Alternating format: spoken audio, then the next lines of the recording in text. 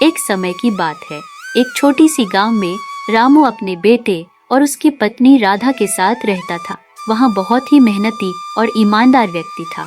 रामू अपने खेतों में दिन भर बहुत मेहनत से काम करता था और वहीं दूसरी तरफ मोहन इधर उधर घाट लगाकर आराम करता रहा। रामू की मेहनत की वजह से उसके खेत में बहुत अच्छी फसल होती थी, जिसकी वजह से गांव के सभी लोग रामू से जलते थे।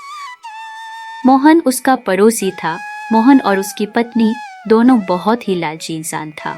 वह दोनों रामू की तरक्की से बहुत जलते थे। देखिए जी, इस बार भी रामू का फसल कितना अच्छी हुई है। हमेशा इतना अच्छा इसके साथ ही क्यों होता है? इस बार तो यहाँ फसल बेचकर अमीर लोग ही बन जाएगा। अरे तुम इतना परेशान ना हो, रामू को कभी अमीर नहीं होने देंगे। मेरे जीते जी वह कभी अमीर नहीं बन सकता। रामू सुबह जल्दी उठकर अपने खेतों के लिए निकल जाता है। खेत पहुंचकर अपनी फसल को देखकर वह बहुत खुश होता है। अब जाकर रामू की मेहनत सफल हो चुकी थी। यह देखकर रामू कहता है, इस बार तो लगता है काफी अच्छे दामों पर फसल बिक जाएगी। फिर रामू घर के लिए निकल जाता है। क्या हुआ जी, आपको आने में इतनी देर कैसे हो गई? हमारी फसल इस बार अच्छी तो हुई है ना? हाँ, इस बार फसल काफी अच्छी हुई है और कुछ ही दिन में फसल काटने की तैयारी भी कर रहा हूँ। इस बार तो लगता है कि काफी अच्छा मुनाफा होगा। अच्छा जी, इस बार अगर अच्छी कमाई हो गई तो हम अपनी बेटा रवि के लिए एक साइकिल खरीदेंगे। वह बहुत दिन से कह रहा है कि माँ, गांव के सबके पास साइकिल है, मेरे पास नहीं है। यह बात तो तुमने बिल्कुल सही कही। अब जल्दी से खाना ले आओ, बहुत तेज भूख लगी है। कल सुबह जल्दी उठकर खेत भी जाना है। राधा खाना लगा देती है। वाह, यह पापड़ कहाँ से लाई हो तू? यह पापड़ तो बहुत ज्यादा स्वादिष्ट है। ऐसा लग रही है कि बस इसे खाता जाऊं। तुमने बनाए हैं क्या? हाँ जी, मैंने अपने हाथों से बनाए हैं। आपको अच्छे लगे क्या और ला देती हूँ।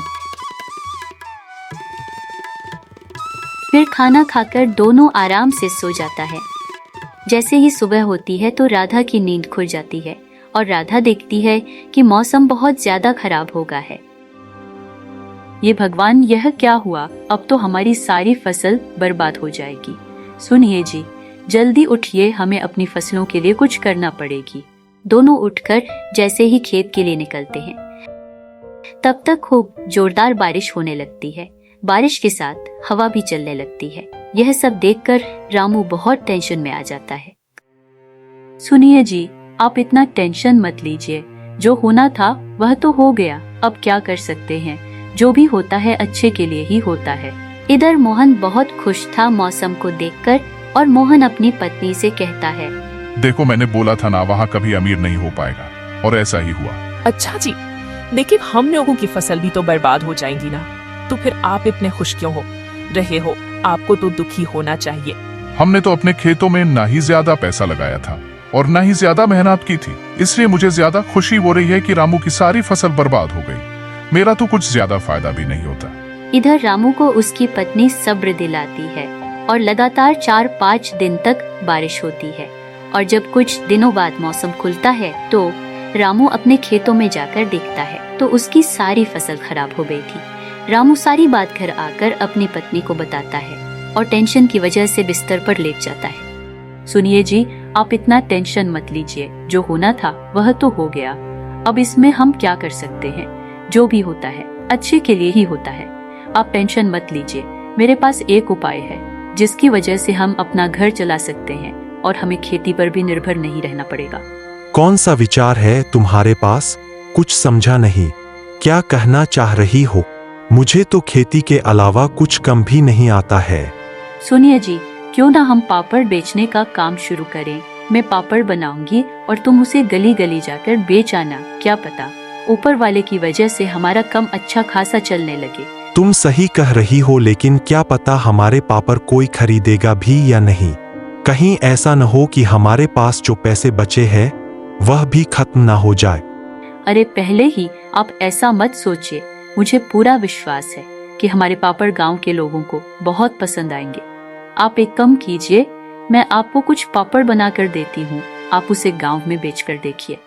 राधा कुछ पापड़ बनाकर रामू को एक टोकनी में रखकर दे देती है और रामू पापड़ गांव की ओर लेकर निकल जाता है। पापड़ ले लो, पापड़ मसालेदार पापड़, जो भी खाए उसे मजा आ जाए और जो ना खाए वह पछता है। तभी एक औरत रामू से पापड़ लेने आता है। अरे भैया, ये पापड़ कैसे हैं और स्वादिष्ट है ना? ये पापड़ कितने का है? 10 रुपए के 2 पापड़ है। बोलिए बहन जी, कितने पापड़ दे दूं? 10 पापड़ दे दीजिए ना भैया जी। फिर रामू 10 पापड़ उसको दे देता है और पैसे लेकर आगे की ओर निकल जाता है। धीरे धीरे उसके सारे पापड़ बिक जाते हैं। रामू घर वापसी आता है। राधा, एक गिलास पानी लाओ जरा, आज तो बहुत ही ज्यादा थक गया हूँ। हाँ जी, कुछ पापड़ बिके भी या नहीं? राधा, आज तो एक भी पापड़ नहीं बिके और मैं आज बहुत ज्यादा थक गया हूँ। आप ठीक कह रहे थे जी कि हमारे पापड़ कोई नहीं खरीदेगा। अब तो हमारे पैसे भी खत्म हो गए हैं। अरे राधा, मेरी बात तो सुनो, कुछ पापड़ नहीं बल्कि सारे पापड़ हाथों हाथ ही बिक गए। क्या सच में जी हमारे सारे पापड़ बिक गए? हाँ बिल्कुल राधा, लोगों को हमारे पापड़ इतने पसंद आए कि सारे पापड़ जल्द ही बिक गए।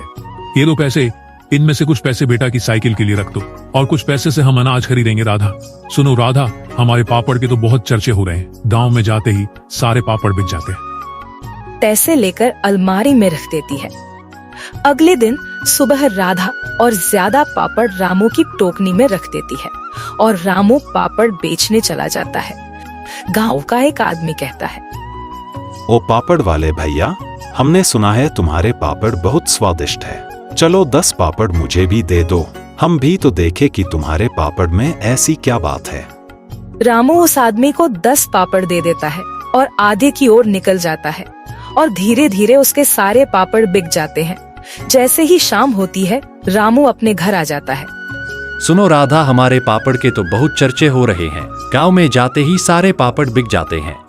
राधा यह बात सुनकर बहुत खुश हो जाती है।